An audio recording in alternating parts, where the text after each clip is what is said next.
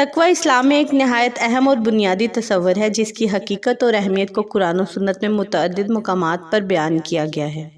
قرآن پاک میں تقوی کی حقیقت کے مضبوط دلائل ہمیں ملتے ہیں، تو آئیے جانتے ہیں قرآن اور حدیث کی روشنی میں۔ بسم اللہ الرحمن الرحیم۔ ناظرین اور سامعین السلام علیکم۔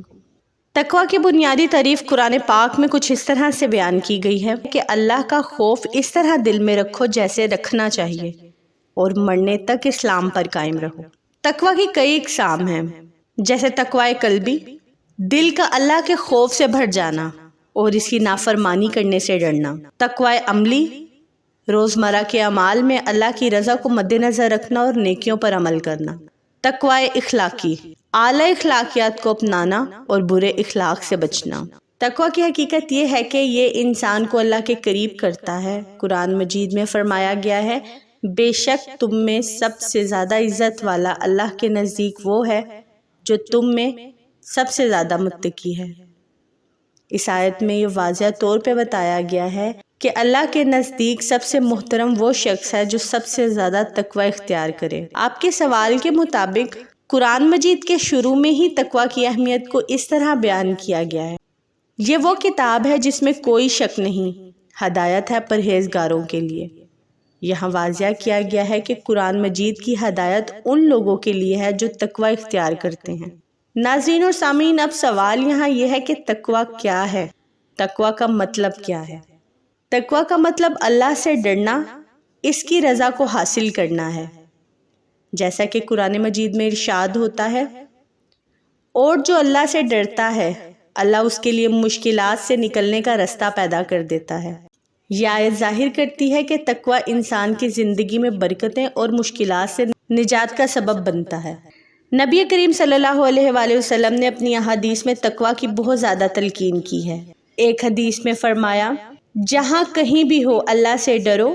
اس حدیث میں تقوی کی حقیقت بیان کی گئی ہے کہ مومن کو ہر حال میں اللہ کا خوف رکھنا چاہیے۔ تقوی اختیار کرنے والوں کے لیے جنت کی خوشخبری دی گئی ہے۔ جنت میں جانے والے وہی لوگ ہیں جو متقی ہیں۔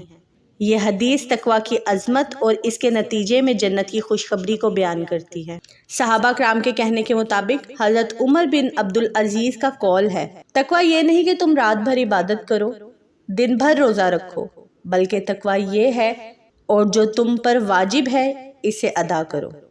حضرت علی رضی اللہ تعالیٰ عنہ نے تقوی کو یوں بیان کیا، تقوی یہ ہے کہ آدمی خوف خدا کے ساتھ عمل کرے، تھوڑا لے، قناعت کرے اور آخرت کے لیے تیاری کرے۔ یہاں تقوی کی کچھ عملی مثالیں موجود ہیں۔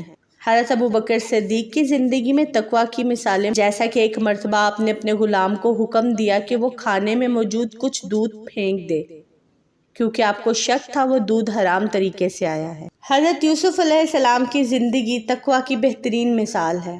جب آپ کو عزیز مصر کی بیوی نے گناہ کی دعوت دی تو آپ نے اللہ کے خوف سے انکار کیا، حالانکہ اس وقت آپ کے انکار کرنے سے دنیاوی لحاظ سے نقصان اٹھانے کا خطرہ تھا۔ قرآن مجید میں اللہ تعالیٰ فرماتے ہیں، یوسف نے کہا معاذ اللہ، وہ میرا رب ہے، اس نے مجھے بہترین ٹھکانہ دیا ہے۔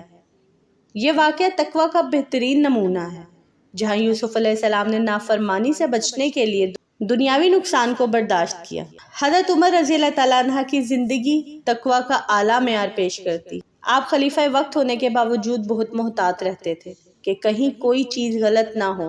ایک مرتبہ آپ کی خلافت کے دور میں بیت المال کا چراغ بجھا دیا گیا کیونکہ آپ کا ذاتی معاملہ تھا اور آپ سرکاری وسائل کو ذاتی کاموں میں استعمال نہیں کرتے۔ حضرت ابوبکر صدیق کی تقوی کی ایک اور مثال یہ ہے کہ ایک مرتبہ آپ کو کسی نے کچھ کھانے کو دیا، بعد میں معلوم ہوا وہ کھانا غیر شرعی ذرائع سے حاصل کیا گیا تھا۔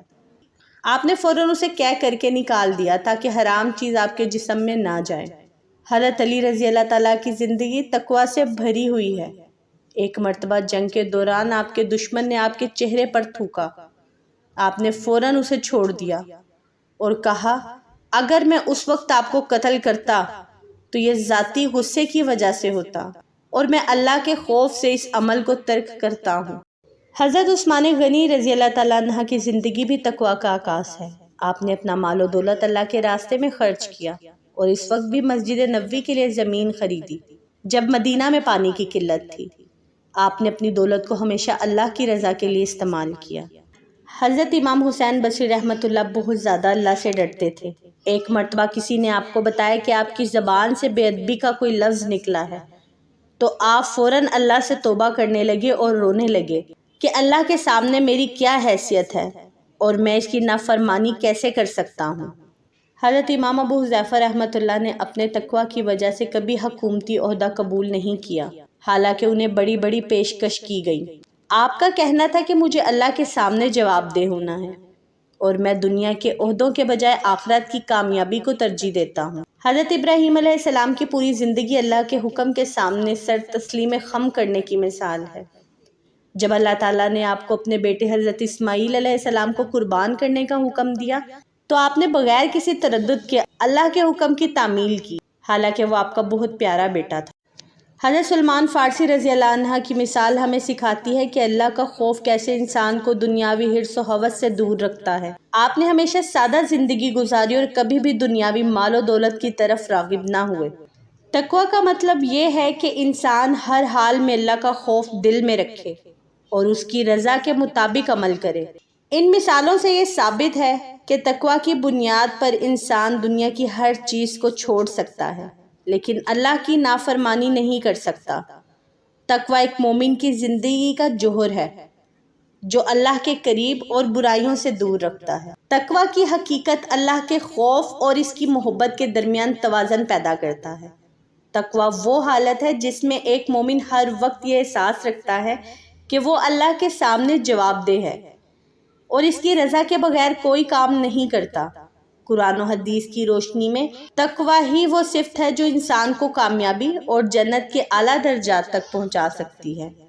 ہم امید کرتے ہیں کہ آپ کو آپ کے اس سوال کا جواب ہماری ویڈیو میں مل چکا ہے۔ مزید سوال پوچھنے کے لیے آپ ہماری ویڈیو پہ کمنٹ کریں۔ شکریہ۔